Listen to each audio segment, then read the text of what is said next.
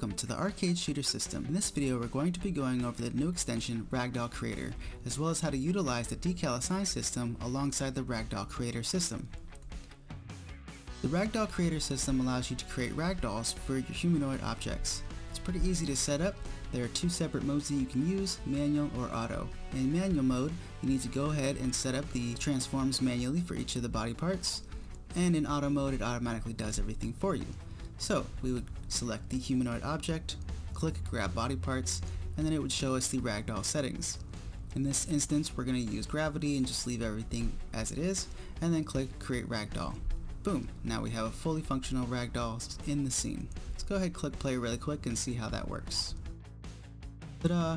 Now we have a ragdoll, but it's not interactable.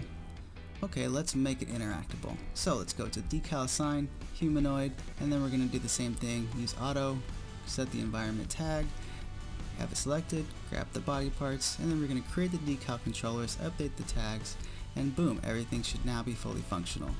Now it's set to humanoid flesh, and we will see the decals and impacts. Boom, boom, boom, boom. So now we can see that when we shoot them in the individual body parts, we will in fact see the blood spurts.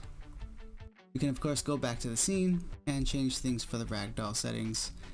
Let's say we don't want him to use gravity, so we'll clear the ragdoll. We will set it to not gravity is kinematic, and let's say we want to use triggers, and then we create the ragdoll. Boom. Now it's set exactly the same, decal controllers are still present, and let's go ahead and test that.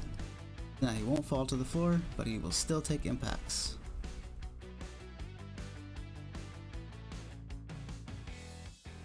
And that's it. It's a pretty straightforward and easy to use system. Just click on the humanoid, click the buttons, and you are ready to go. Thanks for watching.